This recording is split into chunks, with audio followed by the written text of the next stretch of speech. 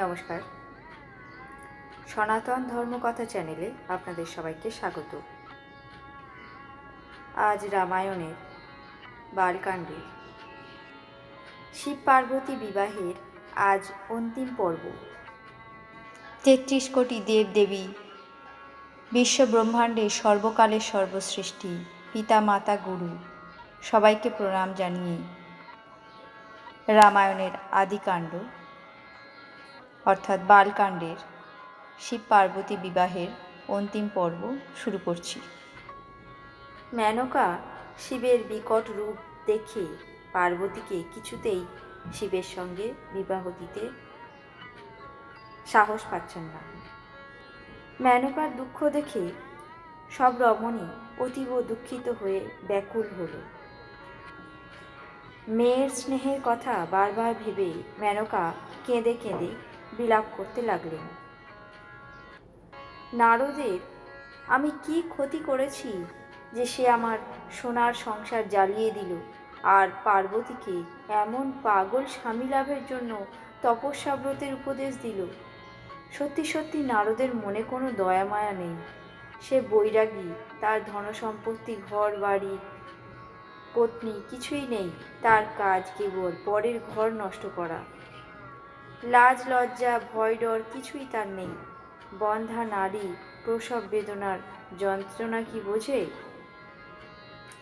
মাকে ব্যাকুল হতে দেখে পার্বতী জ্ঞানগর্ভ মৃদু মধুর বাক্যে বললেন, মা, ভগবানের বিধানের অন্যতা হয় না, এটাই বুঝে মনে দুঃখ করো না। আমার ভাগ্যে যদি পাগল স্বামী লেখা থাকে, তাহলে দোষ কাকে দেব? মা, তোমার জন্য কি বিধাতার বিধান বদলাতে পারে? বৃথা কলঙ্কের বোঝা নিও না। মা, কান্নাকাটি ছাড়ো, এখন দুঃখ করার সময় নয়। আমার ভাগ্যে দুঃখ সুখ যাই লেখা থাকবে, আমি যেখানেই যাই না কেন তার থেকে আমার পরিত্রাণ নেই। উমার বিনীত নম্র কথা শুনে সেখানকার স্ত্রীলোকেরা পরিতাপ করে চোখের জলে বুক ভিজিয়ে নানাভাবে বিধাতাকে দোষারোপ করতে লাগল। ইত্যবসরে এই সংবাদ পেয়ে গিরিরাজ হিমালয় নারদমুনি এবং সপ্তর্ষিদের সাথে নিয়ে বাড়ির মধ্যে প্রবেশ করলেন। তখন নারদমুনি পূর্বজন্মের কাহিনী শুনিয়ে সকলকে বুঝিয়ে বললেন যে, হে মেনকা, আমি সত্যিই বলছি, আমার কথা শোনো। তোমার এই মেয়ে সাক্ষাৎ জগজ্জননী ভবানী, জন্মবিহীনা অনাদি অবিনাশিনী শক্তি, আদ্যাশক্তি। ইনি সর্বদা শম্ভুর অর্ধাঙ্গে নিবাস করেন। ইনি 3 ভুবনের সৃষ্টি স্থিতি লয়কর্ত্রী এবং স্বেচ্ছায় লীলা শরীর ধারণ করেন। ইনি প্রথমে দক্ষ গৃহে জন্মগ্রহণ করেছিলেন, তখন তার নাম ছিল সতী। ইনি অতীব সুন্দর শরীর পেয়েছিলেন, সেখানেও সতীর শঙ্করের সাথেই বিবাহ হয়েছিল। এ কথা সমগ্র জগতে প্রসিদ্ধ আছে। একবার শিবের সঙ্গে ভ্রমণ করতে করতে রঘুকুল কমল সূর্য শ্রীরামচন্দ্রকে দেখেন এবং মোহাচ্ছন্ন হয়ে যান এবং শিবের নিষেধ অমান্য করে ভ্রমের বশবর্তী হয়ে সীতার বেশ ধারণ করেন। ছলনা করে সীতার বেশ ধারণ করার পর অপরাধে শঙ্কর সতীকে ত্যাগ করেন।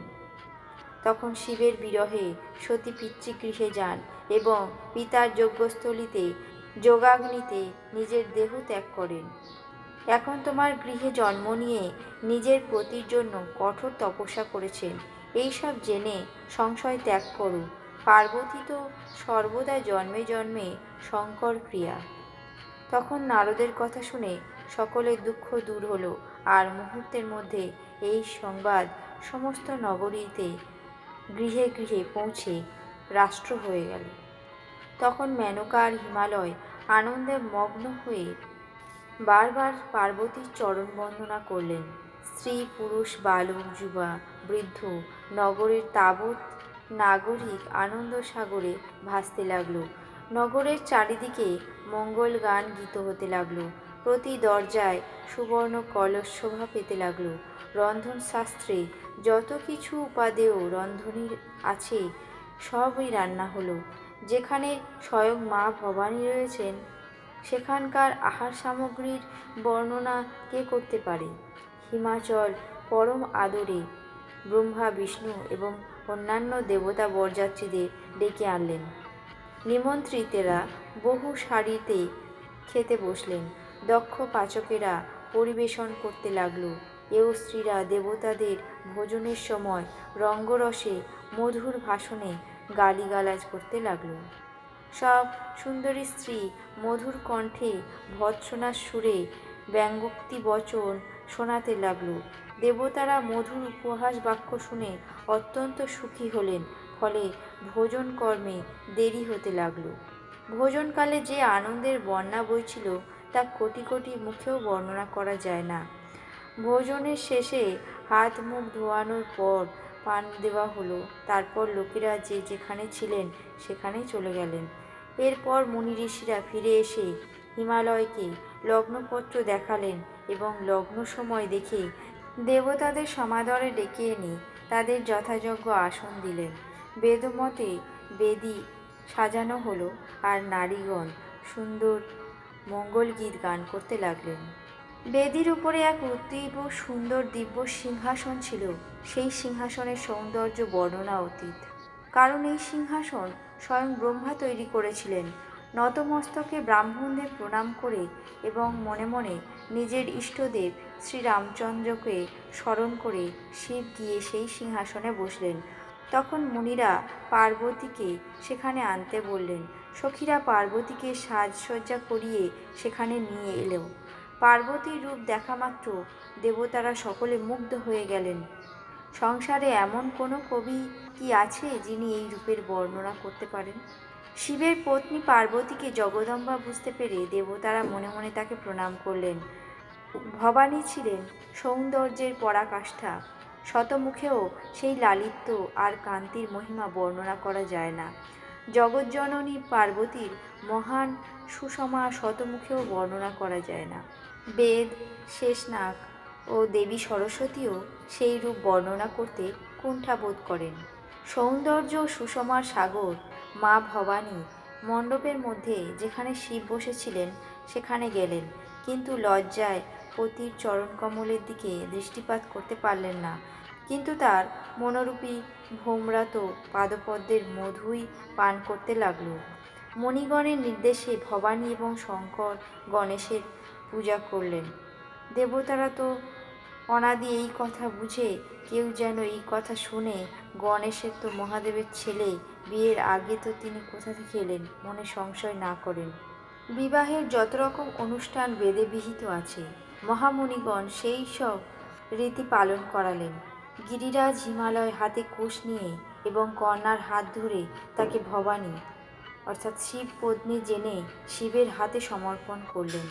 মহেশ্বর যখন পার্বতীর পানি গ্রহণ করলেন, তখন ইন্দ্রাদি দেবতারা অত্যন্ত হর্ষান্বিত হলেন। শ্রেষ্ঠ মুনিগণ বেদমন্ত্র উচ্চারণ করতে থাকলেন, আর দেবতারা শিবের জয় জয়কার দিতে লাগলেন। বিবিধ প্রকারের বাদ্য বাজতে লাগলো। আকাশ থেকে নানাবিধ পুষ্প বৃষ্টি হতে থাকলো। শিব পার্বতীর বিবাহ সম্পন্ন হলো। অখিল ব্রহ্মাণ্ড আনন্দে মুখরিত হয়ে উঠল। দাস দাসী, রথ, অশ্ব, ধেনু, হস্তি আর বিবিধ বসন ও মণিমুক্তার সম্ভার, স্বর্ণের বাসনাদি ও বিবিধ খাদ্য সামগ্রী এবং নানা প্রকার যৌতুক দ্রব্যাদি ভরে দেওয়া হলো, যা বর্ণনা করতে পারা যায় না। নানাবিধ যৌতুক দেওয়ার পর হিমাচল হাত জোর করে বললেন, হে শঙ্কর, তুমি পূর্ণকাম, আমি তোমাকে কী বা দিতে পারি? এই কথা বলে তিনি শঙ্করের পা জড়িয়ে ধরলেন। তখন কৃপাসিন্ধু শিব সকল প্রকারে শ্বশুরকে সন্তুষ্ট করলেন। তারপর প্রেম পরিপূর্ণ হৃদয়ে মেনকা শিবের চরণকমল স্পর্শ করলেন এবং বললেন, হে নাথ, উমা আমার প্রাণের সমান প্রিয়। তুমি ওকে তোমার বাড়ির দাসী করে রেখো এবং ওর সব অপরাধ ক্ষমা করবে। তুমি প্রসন্ন হয়ে আমাকে এখনই এই বর দাও। শিব নানাভাবে শাশুড়িকে বোঝালেন। তখন মেনকা শিবকে ভূমিষ্ঠ হয়ে প্রণাম করে ঘরের মধ্যে গেলেন। তারপর মেনকা পার্বতীকে ডেকে কোলে বসিয়ে সুন্দর সুশিক্ষা দিলেন এবং বললেন, হে পার্বতী, তুমি সর্বদা শিবের চরণ পূজা করবে, এটাই নারী ধর্ম। নারীর কাছে পতিই দেবতা, এছাড়া অন্য কোনো দেবতা নেই। এই কথা বলতে বলতে তার চোখে জল ভরে এলো এবং তিনি মেয়েকে বুকে জড়িয়ে ধরলেন। ঈশ্বর পৃথিবীতে নারীকে কেন সৃষ্টি করেছেন? যে পরাধীন, তার তো স্বপ্নেও সুখভোগ নেই। এই কথা বলে মা মেনকা প্রেমাতিশয্যে অত্যন্ত আকুল হয়ে পড়লেন। কিন্তু এখন আকুলতার সময় নয় বিবেচনা করে ধৈর্য ধারণ করলেন। মেনকা বারবার উমাকে আলিঙ্গন করছেন আর বুকে জড়িয়ে ধরছেন। এই প্রেমের বর্ণনা ভাষায় প্রকাশ করা যায় না।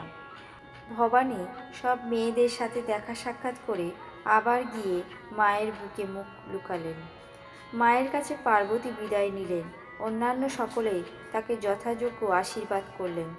পার্বতী পিছন ফিরে ফিরে মাকে দেখছিলেন। তখন সখীরা তাকে শিবের কাছে নিয়ে গেল। মহাদেব সব যাচকদের পারিতোষিক দিয়ে সন্তুষ্ট করে উমাকে নিয়ে নিজ ভবন কৈলাসে চললেন।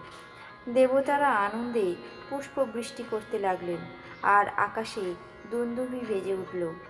তখন হিমাচল অত্যন্ত প্রীতির সাথে শিবকে কৈলাসে পৌঁছে দেবার উদ্দেশ্যে সঙ্গে চললেন। বৃষকেতু নানা প্রকারে তাকে সন্তুষ্ট করে বিদায় দিলেন। হিমাচল গৃহে ফিরে এলেন। সব পর্বত আর সরোবরদের ডেকে পাঠালেন। বিনয় বচন, উপহার এবং সাদর সম্মান দিয়ে সকলকে বিদায় দিলেন। শম্ভু যখন কৈলাসে পৌঁছালেন, অন্যান্য দেবতারাও নিজ নিজ নিবাসে পৌঁছে গেলেন। শিব পার্বতী নানা প্রকার ভোগবিলাসের মধ্যে অনুচরগণের সাথে কৈলাসে বাস করলেন। শিব পার্বতীর বিবাহের অন্তিম পর্ব আজ এখানেই শেষ করছি। পরের অংশ আগামী পর্বে শোনাব। ভালো লাগলে চ্যানেলটিকে সাবস্ক্রাইব করবেন এবং লাইক, কমেন্ট, শেয়ার করতে ভুলবেন না। ধন্যবাদ।